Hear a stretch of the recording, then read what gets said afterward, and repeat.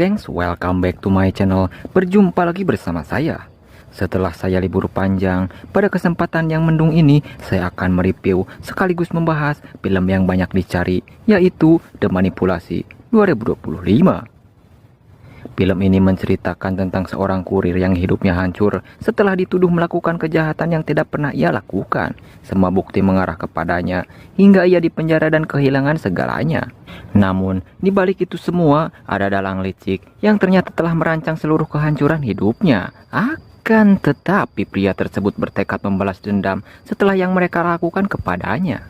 Oke lah, daripada banyak bacot di awal, mending kita langsung saja menuju ke pembahasannya. Tapi jika kalian suka dengan video yang saya bagikan, tekan tombol subscribe agar tidak ketinggalan video menarik lainnya dari channel ini. Jika sudah, yuk gaskeun.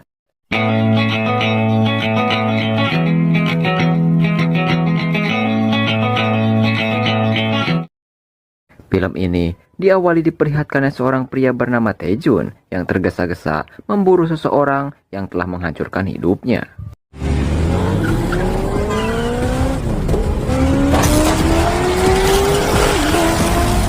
내가 원하는 거 네가 다시는 그렇게. Cerita kemudian mundur sebelum kejadian tersebut, yang dimana Taejun merupakan kurir pengantar makanan. Lantas suatu ketika saat dia akan mengantar makanan tersebut dilempar seorang wanita yang sengaja menjahilinya untuk hiburannya. Taejun yang tak mau rugi pun kemudian mengejar para pemuda tersebut dan meminta uang ganti rugi untuk makanan yang telah mereka lempar.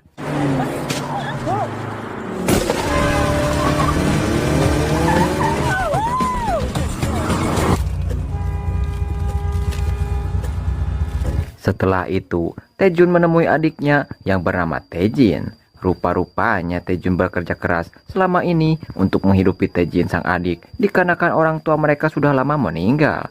Tak hanya itu, Taejun juga berpesan kepada sang adik agar dirinya fokus belajar karena dalam waktu dekat ia akan menghadapi ujian sekolah. Kemudian, selesai bekerja, Taejun merawat tanaman bersama teman-temannya. Momen inilah mengungkapkan jika Taejun memiliki usaha sampingan selain menjadi kurir. Usai menata tanaman, Taejun mengobrol dengan wanita bernama Suji yang ikut serta dalam kegiatan tadi. Rupanya Suji merupakan pacar Taejun yang baik dan pengertian. 시분 좀 심하지 않아요? 솔직히? 저지르고 열심히 수습하는 오빠가 좋아. Hari demi hari pun berlanjut hingga Taejun meluangkan waktunya untuk makan di tengah jam kerja. Taejun lalu tak sengaja menemukan sebuah ponsel berdering di dekatnya. Saat mengangkat panggilan di ponsel itu, Taejun berkomunikasi dengan seorang perempuan bernama Nayong. Rupa-rupanya Nayong adalah pemilik HP tersebut yang hilang dan ponsel itu ditemukan oleh Taejun. Taejun awalnya menolak mengantar ponsel Nayong karena dirinya sedang bekerja. Namun setelah Nayong berjanji akan memberi bayaran cukup tinggi, Taejun akhirnya setuju. 그 구청 앞에 있는 GS 편의점 있잖아요. 거기 앞인데요. Setelah itu, Taejun tiba di lokasi yang telah disepakati. Namun melihat terowongan yang sepi dan tampak rawan jurik dan begal, Taejun ingin mengembalikan ponsel tersebut ke rumah Nayong saja. Akan tetapi Nayong menolak karena ia merasa terganggu jika rumahnya dikunjungi oleh pria asing. Sampai akhirnya, mau tidak mau, Taejun menaruh ponsel Nayong di tempat kontak telepon darurat, berikut bayaran yang sudah disiapkan di dalam kotak tersebut.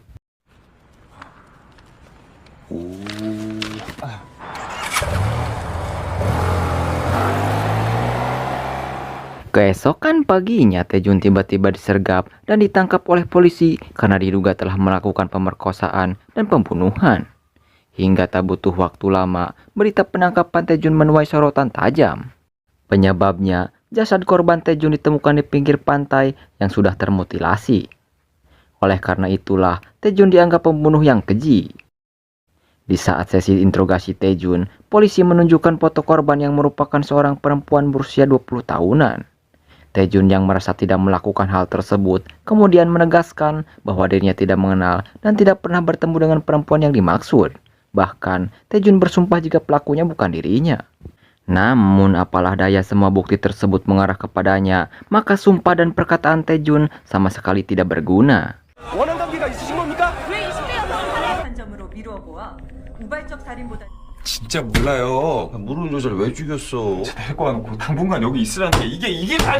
Di saat sudah menjadi tahanan, Taejun dikunjungi oleh rekan-rekannya, di mana Taejun begitu terkejut setelah mengetahui bahwa informasi pribadinya bocor ke media sosial. Ternyata tak hanya rekan-rekannya yang berkunjung, Suji juga ikut berkunjung, yang mana untuk kesekian kalinya Taejun menegaskan ia bukanlah pelakunya, dan Suji sebagai pacarnya awalnya mempercayai Taejun, mengingat selama ini Taejun adalah orang baik yang hanya menghabiskan hari-harinya untuk bekerja. 니들 얼굴 보니까 좀 낫다. 야 근데 나 부탁 하나 하자. 우리 너무 듣고 싶었어. 나 아니야. 나 진짜 아니야. Singkatnya, sesi sidang pun pertama Taejun dibuka, yang mana menurut beberapa bukti temuan jaksa, Taejun menggunakan koper untuk memindahkan jasad korban yang telah ia mutilasi ke area pantai. Bahkan Taejun memutilasi korban di kamar mandi apartemen yang sedang kosong. Dakwaan pemerkosaan pun muncul karena sperma yang diyakini milik Taejun ditemukan di dalam tubuh korban. Yang lebih mengejutkannya, korban itu adalah Nayong, perempuan yang sempat Taejun bantu ketika ponselnya hilang. Oleh karena itulah, pengacara akhirnya tak bisa membela lagi karena semua bukti menguatkan status Taejun sebagai pelaku. 책을 발견했습니다. 자중하세요.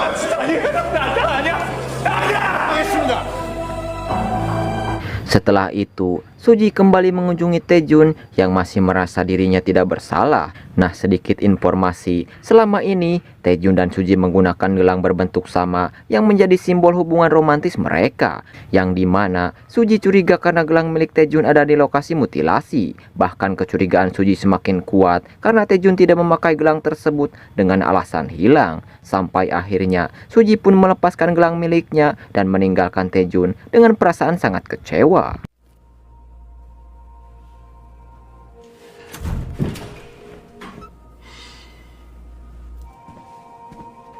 Kemudian, pasca hakim menjatuhkan vonis bersalah, Taejun dipenjarakan di sebuah lapas bernama Guan, di mana saat baru jadi narapidana alias napi, Taejun mendapatkan seorang pengacara pembela umum bernama Asep. Di mata Asep, ada kejanggalan dalam kasus Taejun. Misalnya saja, penegak hukum yang tidak mempertimbangkan kemungkinan lain, seolah-olah mereka sudah mengatur segalanya. Taejun lalu baru ingat bahwa gelangnya terjatuh di rumah kos adiknya, yang mana Asep akan mencari gelang itu karena bisa menjadi bukti bahwa Taejun tidak bersalah. 없거든요. 그러니까 그 팔찌가 제 거일 리가 없어요. 혹시 모르니까 절다는 거 그거 발견. Setelahnya, para napi menyeret Taejun ke seorang mantan bos gangster bernama Doksu. Rupa-rupanya Doksu ini merupakan bos para napi dan ia menanyakan Taejun soal kasusnya. Taejun lalu menjawab bahwa dirinya divonis penjara seumur hidup karena kasus pemerkosaan dan pembunuhan. Sebenarnya, Doksu juga diganjar hukuman yang sama, namun ia mampu meringankan hukumannya menjadi 12 tahun karena memiliki banyak uang. 무슨 문이라도 걸어 잠글라 그랬나? 벙어리가 Kemudian hari demi hari pun terus berlanjut hingga Asep memberitahu Taejun bahwa Taejin adiknya tewas meniskon umur. Asep pun mengetahui hal ini saat mengunjungi kos Taejin untuk mencari gelang milik Taejun. Sampai-sampai Taejun yang sudah depresi dengan kematian adiknya dan penyiksaan rutin geng Doksu kepadanya membuat Taejun ingin mendiskon umur.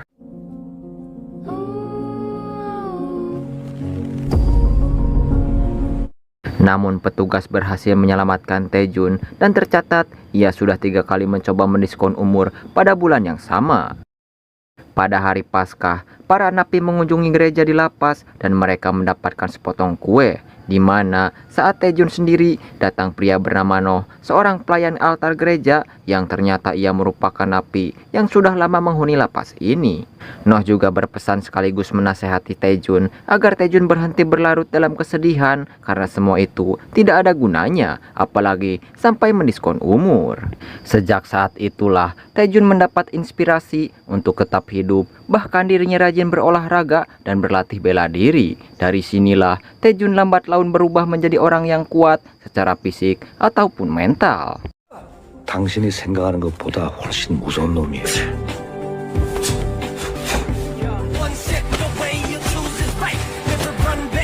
Singkat waktu 5 tahun kemudian, Taejun mendapat pekerjaan sebagai pemelihara tanaman di lapas, yang itu berarti Taejun cukup terampil dalam bidang ini. Bahkan Taejun memberikan tips kepada si Pirhan, sehingga si Pirhan menemukan untuk mengatasi masalah tanamannya. Setelah itu, Taejun mengantar kepergian Noh yang akan segera pulang karena masa hukumannya telah berakhir. Atas permintaan Noh, Taejun pada akhirnya beralih menjadi pelayan altar. 그러게. 너밖에 없었어. 고마웠어. Lantas, suatu ketika Taejun mendampingi seorang napi yang akan membuat pengakuan dosa. Saat waktunya tiba, napi yang kita sebut Ujang ini menceritakan kondisinya. Ternyata Ujang mengalami kondisi yang sama persis dengan Taejun, yakni membantu mengembalikan ponsel hilang milik seorang perempuan. Sebelum akhirnya ia dipenjarakan karena divonis membunuh perempuan itu. Bahkan Ujang juga dibantu oleh Asep. Nah, jika sebelumnya Asep memberitahu Taejun bahwa Taejun mendiskon umur, kali ini Asep memberitahu Ujang bahwa ibunya melakukan hal yang sama. Namun Ujang tidak mempercayai itu semua karena ia yakin ibunya bukan tipe orang yang akan bundir jika stres berat. Setelahnya, para napi menyeret Taejun ke seorang mantan bos gangster bernama Doksu. Rupa-rupanya Doksu ini merupakan bos para napi dan ia menanyakan Taejun soal kasusnya. Taejun lalu menjawab bahwa dirinya divonis penjara seumur hidup karena kasus pemerkosaan dan pembunuhan. Sebenarnya, Doksu juga diganjar hukuman yang sama, namun ia mampu meringankan hukumannya menjadi 12 tahun karena memiliki banyak uang. 무슨 문이라도 걸어 잠글라 그랬나? 벙어리가. Kemudian hari demi hari pun terus berlanjut hingga Asep memberitahu Taejun bahwa Taejin adiknya tewas mendiskon umur. Asep pun mengetahui hal ini saat mengunjungi kos Taejin untuk mencari gelang milik Taejun. Sampai-sampai Taejun yang sudah depresi dengan kematian adiknya dan penyiksaan rutin geng Doksu kepadanya membuat Taejun ingin mendiskon umur.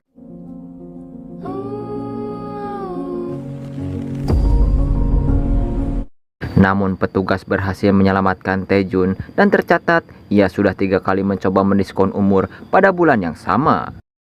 Pada hari Paskah, para napi mengunjungi gereja di lapas dan mereka mendapatkan sepotong kue, di mana saat Taejun sendiri datang pria bernama Noh, seorang pelayan altar gereja yang ternyata ia merupakan napi yang sudah lama menghuni lapas ini.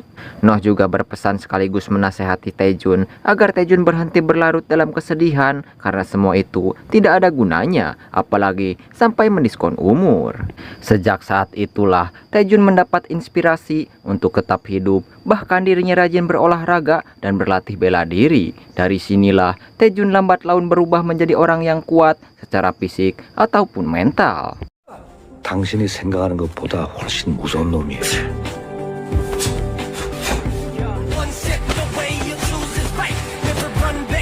Singkat waktu 5 tahun kemudian, Taejun mendapat pekerjaan sebagai pemelihara tanaman di lapas, yang itu berarti Taejun cukup terampil dalam bidang ini. Bahkan Taejun memberikan tips kepada si Pirhan, sehingga si Pirhan menemukan untuk mengatasi masalah tanamannya. Setelah itu, Taejun mengantar kepergian Noh yang akan segera pulang karena masa hukumannya telah berakhir. Atas permintaan Noh, Taejun pada akhirnya beralih menjadi pelayan altar. 그러게. 너밖에 없었어. 고마웠어.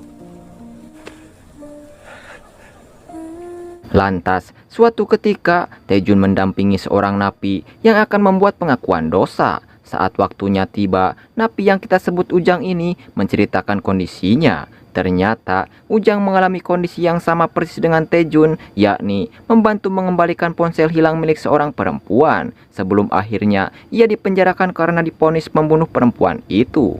Bahkan Ujang juga dibantu oleh Asep. Nah, jika sebelumnya Asep memberitahu Taejun bahwa Taejin mendiskon umur, kali ini Asep memberitahu Ujang bahwa ibunya melakukan hal yang sama. Namun Ujang tidak mempercayai itu semua karena ia yakin ibunya bukan tipe orang yang akan bundir jika stres berat. Bahkan Ujang mengungkapkan jika nama Asep tidak ada dalam daftar pengacara pembela umum. Karena kejanggalan ini, Asep diyakini terlibat dalam aksi penjebakan Taejun dan Ujang agar seolah-olah mereka melakukan pembunuhan. 엄마가 자살을 했대. 그 새끼도 한패인 게 틀림없어요. 그냥 국선 변호사입니다. 기록이 없대요. Keesokan harinya Taejun terkejut karena Ujang ditemukan tewas meniskon umur. Menurut hasil pemeriksaan, Ujang menyumpal mulutnya dengan halaman Alkitab pemberian Taejun hingga ia tidak bisa bernapas. Setelah itu, Taejun kembali dikunjungi oleh Asep. Teringat dengan pengakuan Ujang sebelumnya, Taejun menjadi curiga pada Asep. Ditambah lagi kematian Ujang yang tidak wajar setelah mencoba berterus terang pada dirinya. Maka Taejun langsung menyerang Asep karena ia meyakini jika adiknya dibunuh oleh pengacara tersebut. 또 그렇게 얘기했냐? 확보했다는 증거 없지. Yang membagongkan, Asep mengaku memang membunuh Taejin. Namun Asep meyakini Taejun takkan bisa menghentikan hal itu. Karena sebagai napi, Taejun mustahil bisa melakukan penyelidikan. Sementara di sisi lain, kita diperkenalkan dengan pria kaya bernama Myung-ho yang menjadi peserta lelang. Diketahui, barang yang dilelang adalah patung karya seniman Mancenius Areli yang memiliki nilai sangat tinggi, di mana di tengah jeda lelang, Myung-ho menghubungi seorang kolektor patung bernama Johan. Sesuai kesepakatan mereka, Johan menjamin anak Myung-ho akan aman asalkan Myung-ho membawakan patung Areli untuknya. Saat lelang dilanjutkan, Johan diam-diam ikut menjadi peserta untuk menekan Myung-ho. Akibat tekanan ini, Myung-ho terpaksa menawar 6 miliar won, sehingga ia pun akhirnya berhasil membeli patung tersebut. 맞습니다. 55억 온라인, 56번 온라인 다시 체. 자, 그럼 현장 손님 60억? Setelah mendapat patung incarannya, Johan menghubungi Myung-ho. Jadi ternyata Ujang yang bunuh diri dengan halaman Alkitab adalah tersangka palsu yang dipilih oleh Johan untuk menggantikan anak Myung-ho. Maka dengan matinya Ujang, Johan memastikan anak Myung-ho kini terbebas dari ancaman hukuman dan bisa kembali hidup dengan normal. Percakapan tadi akhirnya membuktikan Johan menjadi dalang jebakan yang membuat orang tidak bersalah dihukum. Kemudian Asep menghubungi Johan untuk melaporkan masalah Taejun, yang mana Johan lalu mengizinkan Asep untuk menghabisi Taejun karena Taejun sudah mengetahui dirinya dijebak oleh seseorang. 조각이 깨졌습니다. 청소가 필요할 것 같습니다. Beberapa waktu kemudian, kita diperkenalkan seorang pria yang kita sebut saja dengan nama Nara. Ia mendapat tugas untuk membunuh Taejun.